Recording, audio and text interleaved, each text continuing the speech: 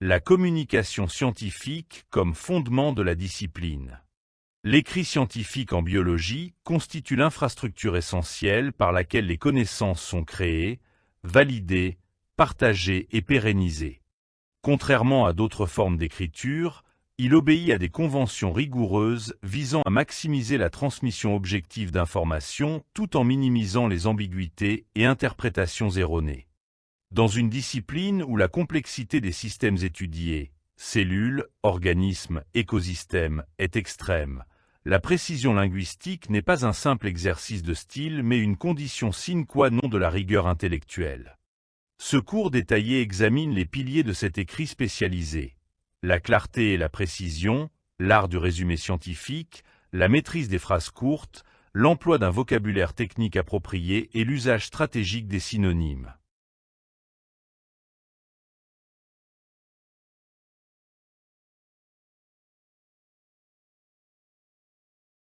La langue comme outil d'investigation biologique. L'écrit scientifique en biologie ne se contente pas de relater des découvertes. Il participe activement à la construction de la connaissance. Chaque terme choisi, chaque structure syntaxique, chaque niveau de précision engage une interprétation particulière du vivant. Dans une discipline où la frontière entre observation et interprétation est ténue, le langage devient un instrument de mesure et d'analyse aussi crucial que le microscope ou le spectromètre de masse. Ce cours développé examine en profondeur les mécanismes linguistiques qui sous-tendent une communication scientifique rigoureuse en biologie, en illustrant chaque principe par des exemples concrets et des contre-exemples révélateurs.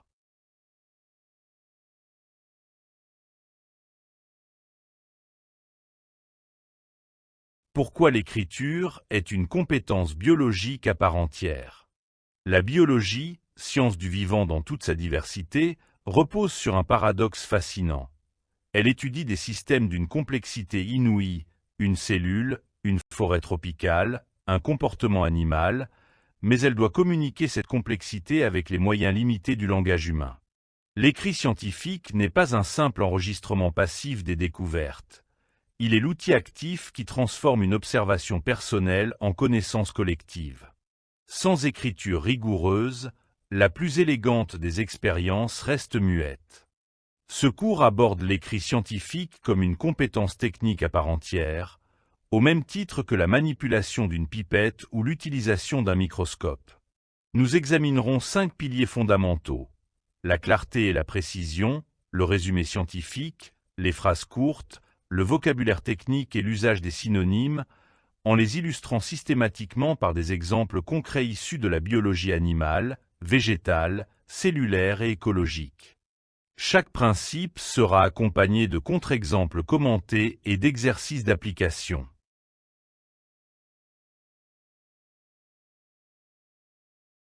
1. Clarté et précision, tandem équilibré. La clarté et la précision fonctionnent en tandem. La clarté concerne l'organisation macroscopique du texte et la facilité de compréhension, tandis que la précision opère à l'échelle microscopique des termes et expressions. En biologie, cette dualité est particulièrement cruciale car elle doit rendre compte à la fois de systèmes complexes et de mécanismes moléculaires spécifiques.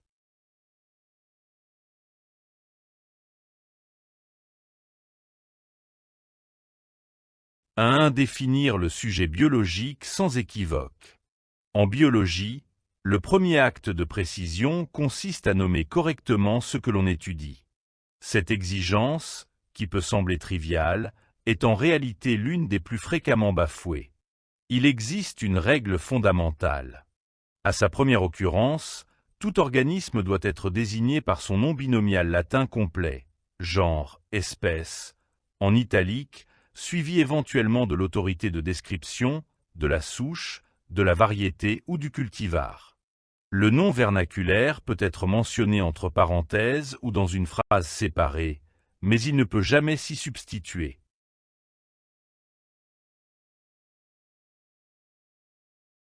La clarté en écriture scientifique signifie que le lecteur, un père spécialisé, peut comprendre sans effort le message, la méthodologie, les résultats et les conclusions.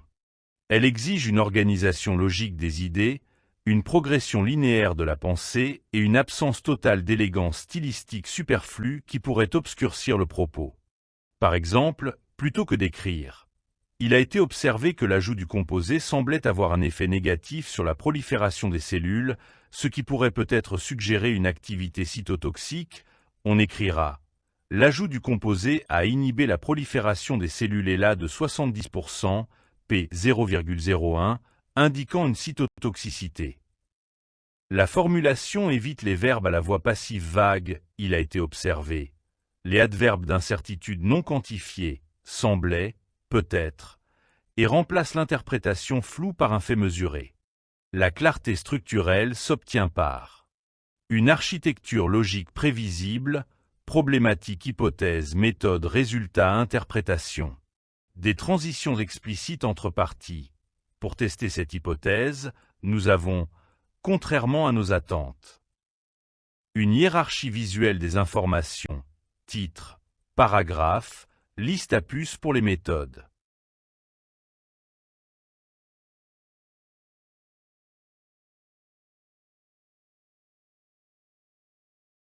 La précision, quant à elle, est l'exactitude dans l'emploi des termes et des concepts. Chaque mot doit être choisi pour sa capacité à décrire de manière univoque la réalité expérimentale. En biologie, confondre expression et production d'une protéine, liant et ligand, inhibition et inactivation, ou encore localisation et distribution subcellulaire, peut induire en erreur sur le mécanisme proposé. La précision s'étend aussi aux références aux entités biologiques. On utilisera le nom binomial latin en italique pour une espèce Escherichia coli, et on précisera la souche, le génotype ou le numéro d'accession lorsque nécessaire. Un manque de précision n'est pas seulement une faute de style. Il compromet la reproductibilité, pierre angulaire de la méthode scientifique. Cette précision terminologique exige la distinction consciente entre termes apparentés mais distincts, la quantification systématique des observations qualitatives, l'attribution sans ambiguïté des actions à leurs agents.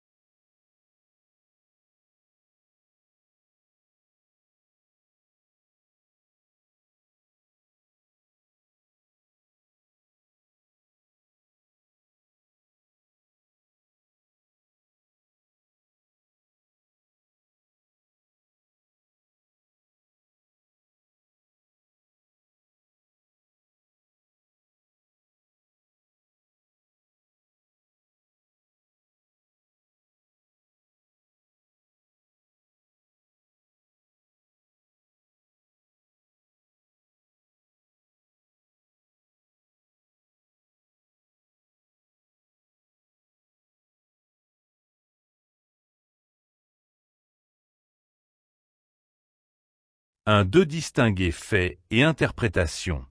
En biologie, l'œil de l'observateur interprète spontanément. L'écriture scientifique doit impérativement séparer ce qui est observé, le fait, la donnée, de ce qui est interprété, l'hypothèse, la conclusion.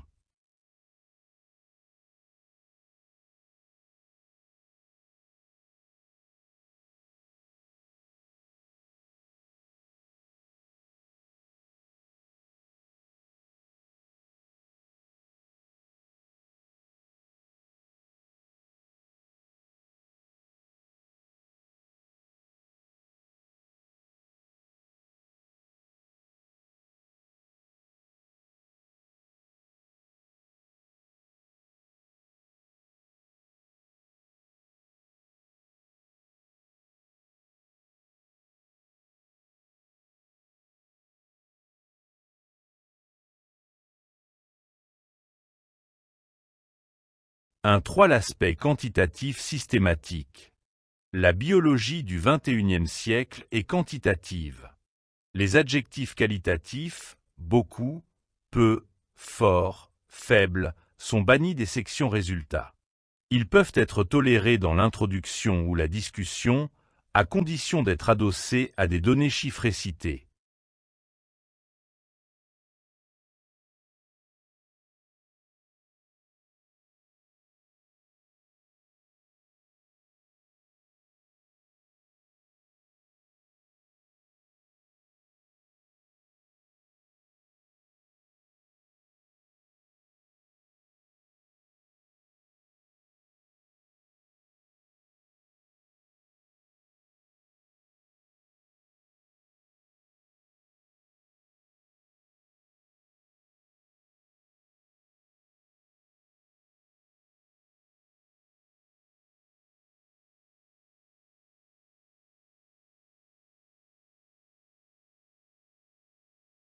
Un 4. Utiliser les unités et notations correctes. La précision passe aussi par le respect rigoureux des unités du système international et des conventions typographiques.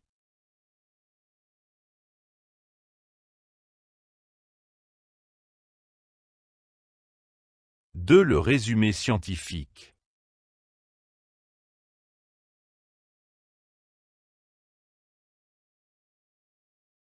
À condenser l'essentiel. Le résumé, ou abstract, est un exercice de concision extrême qui doit capturer l'ensemble de la démarche scientifique en quelques centaines de mots. Sa structure reflète généralement celle de l'article, introduction, objectif, méthode, résultat, conclusion. Un bon abstract en biologie doit répondre à 4 questions essentielles. Le pourquoi, le comment, le quoi, et donc, chaque phrase doit apporter une information nouvelle et substantielle. Les généralités, les citations et les références bibliographiques en sont exclues. L'abstract doit être autosuffisant, compréhensible sans avoir à lire l'article entier, car il est souvent la seule partie lue en premier par les pairs.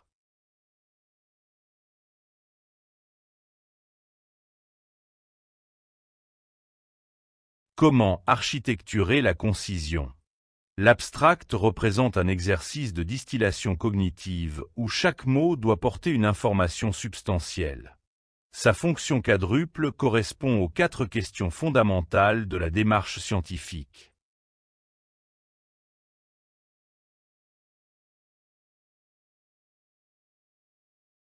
L'art de la distillation. 2.1. Les 4 questions fondamentales. Un abstract scientifique est un texte autonome de 150 à 300 mots qui doit permettre à un chercheur de comprendre l'essentiel de l'étude sans lire l'article. Il répond obligatoirement à 4 questions, dans un ordre canonique.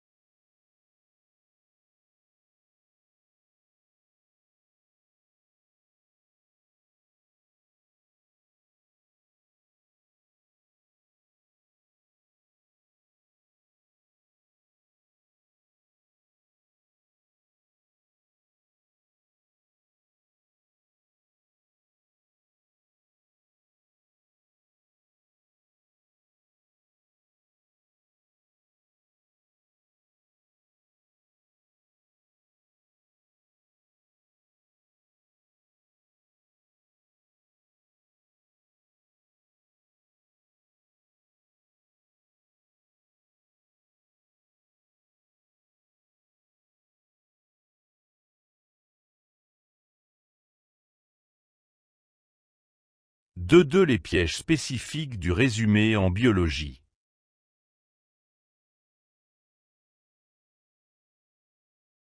croient les phrases courtes, une arme contre l'ambiguïté.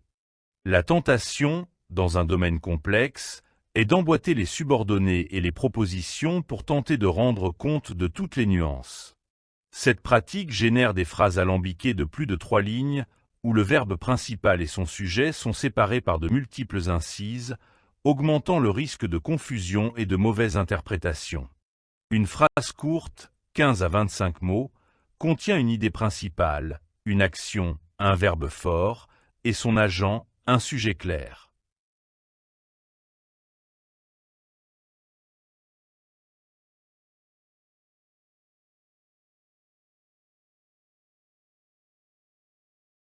Une syntaxe au service de la rigueur. La complexité syntaxique est souvent proportionnelle au risque d'ambiguïté. En biologie, où les relations causales sont multidimensionnelles, chaque relation logique doit être explicitée par la structure phrastique.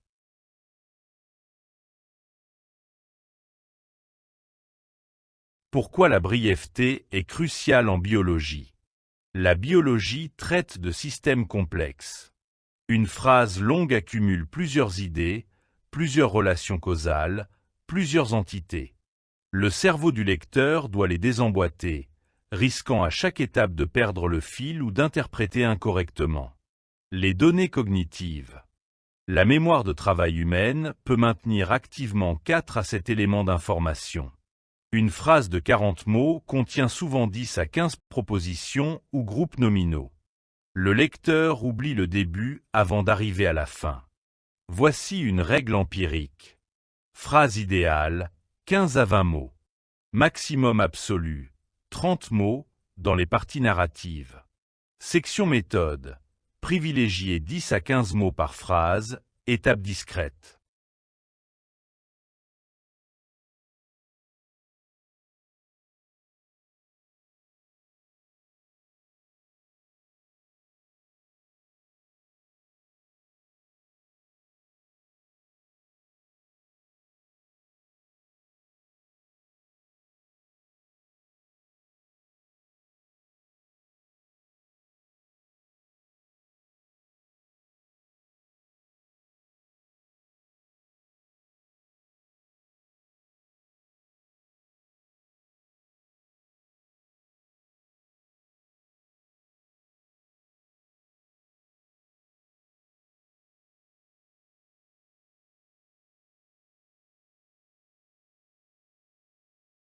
Règle pratique, la technique des 20 mots maximum. Pour les sections méthode et résultats particulièrement, s'imposer une limite de 20 mots par phrase forçat. Isoler chaque étape méthodologique. Séparer les observations des interprétations. Distinguer les résultats principaux des résultats secondaires.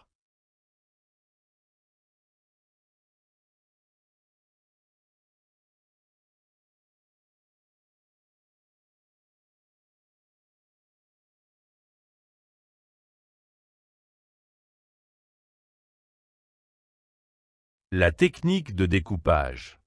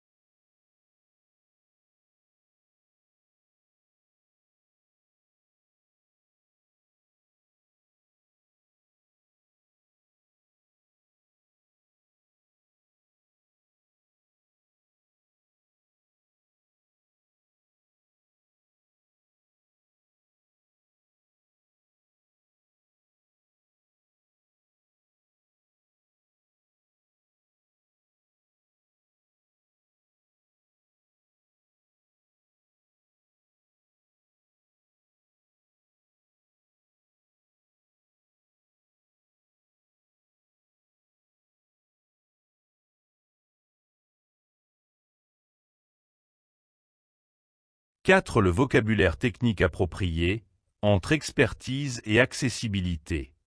L'emploi d'un vocabulaire technique précis est non seulement approprié, mais nécessaire dans un texte destiné à des spécialistes.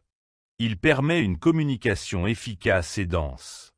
Cependant, son utilisation requiert une rigueur absolue. Être spécifique. Définition à la première occurrence. Être consistant. Éviter le jargon superflu. L'objectif n'est pas d'exclure les non-initiés, mais de garantir que la communauté des initiés partage un langage commun sans équivoque.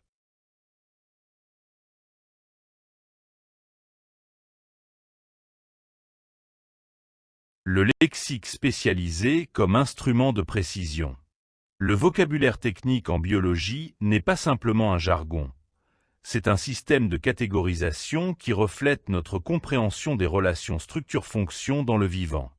Son emploi approprié nécessite une compréhension à la fois du sens dénotatif, définition, et des connotations, usage contextuel.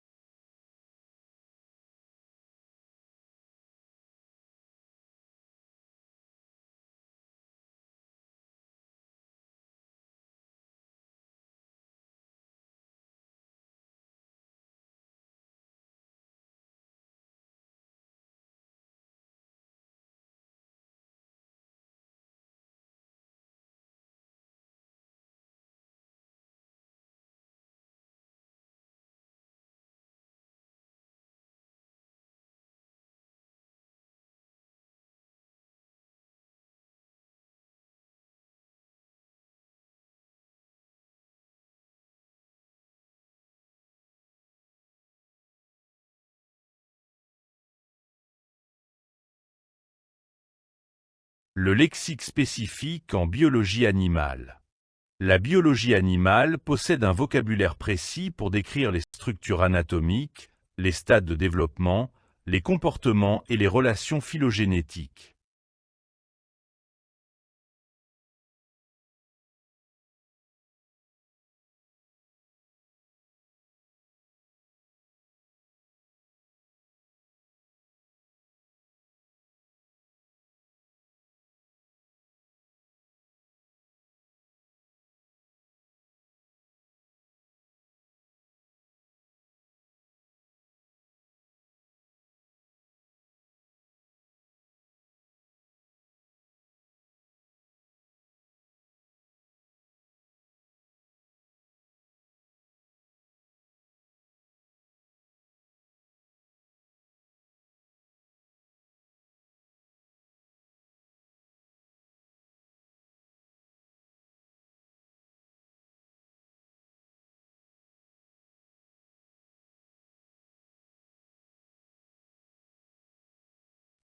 L'usage stratégique des synonymes.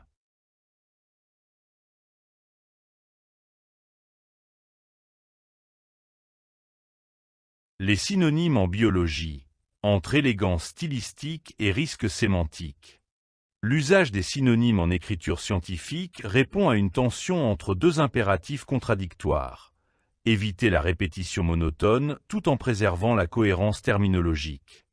La solution réside dans une application stratégique et contextuelle.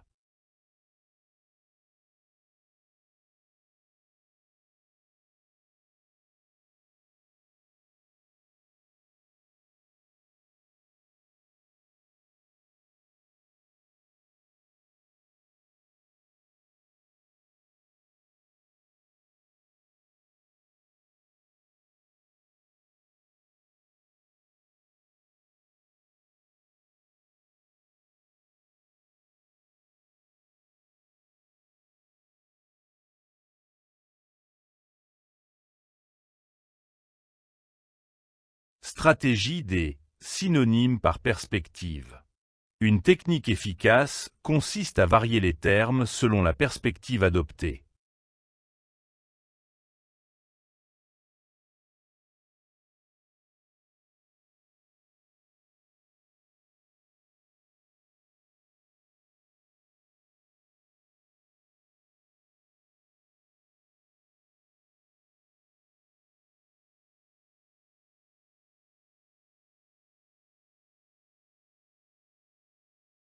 Éviter la répétition sans nuire à la précision.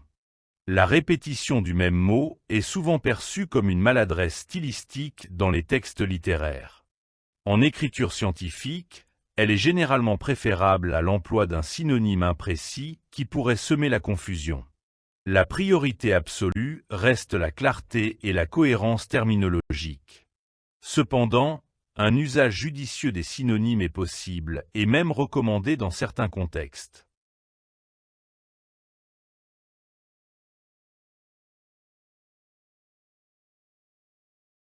Quand varier le vocabulaire?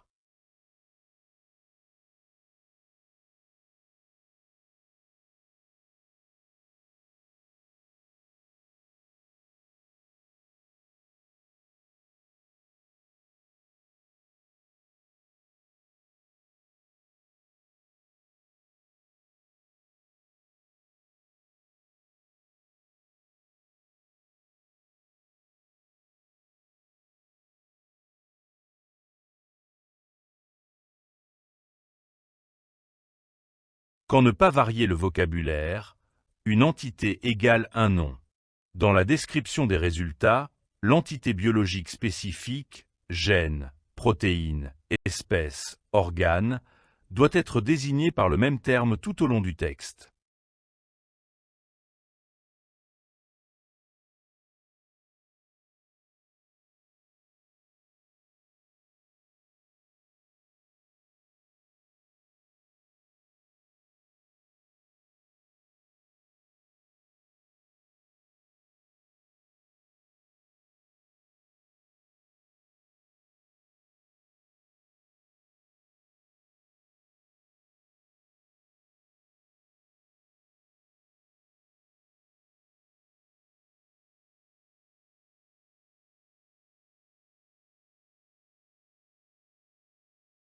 Synthèse et exercice d'application.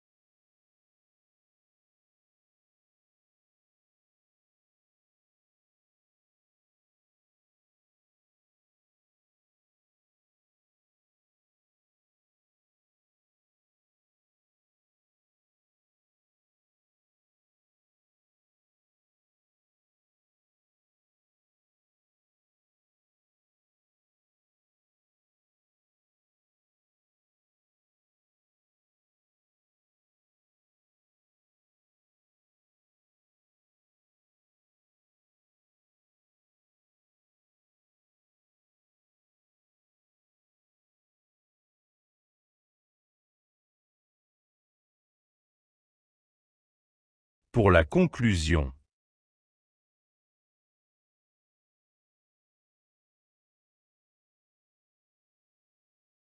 L'écrit scientifique comme pratique réflexive. La maîtrise de l'écrit scientifique en biologie est un processus itératif qui engage simultanément la rigueur méthodologique et la clarté cognitive. Chaque choix linguistique doit faire l'objet d'une justification consciente. Pourquoi cette structure phrastique? Pourquoi ce terme technique plutôt qu'un autre? Pourquoi introduire un synonyme à cet endroit précis?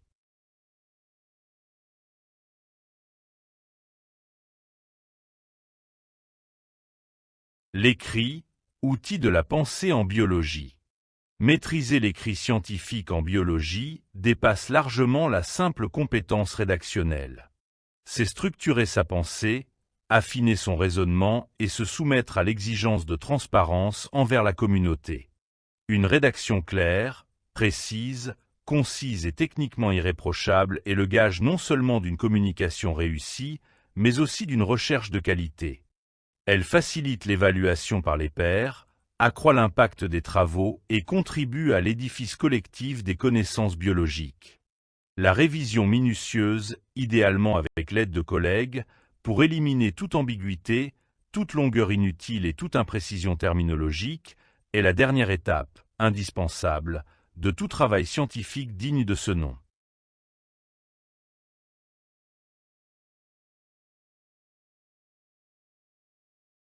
L'écriture, discipline intellectuelle. L'écrit scientifique en biologie n'est pas une compétence innée ni un simple vernis culturel. C'est une discipline intellectuelle qui s'acquiert par la pratique, la relecture critique et l'immersion dans les publications de qualité. Chaque phrase est une hypothèse de communication qu'il faut tester auprès de ses pairs. Chaque terme technique est un engagement épistémique qu'il faut pouvoir justifier. La biologie, parce qu'elle étudie le vivant dans toute sa diversité et sa complexité, impose à ses praticiens une rigueur rédactionnelle particulière. Un comportement animal mal décrit, une espèce végétale mal identifiée, un mécanisme physiologique affirmé sans preuve. Ces erreurs ne sont pas de simples maladresses stylistiques. Elles compromettent la reproductibilité, induisent en erreur la communauté scientifique et, à terme, ralentissent le progrès des connaissances. Ce cours a posé les fondations. Le perfectionnement viendra par la lecture attentive des articles publiés dans les revues de votre spécialité, par la soumission de vos propres manuscrits à la critique de vos directeurs et collègues, et par cette exigence permanente que tout biologiste se doit. Ne rien écrire que l'on ne puisse défendre devant ses pairs.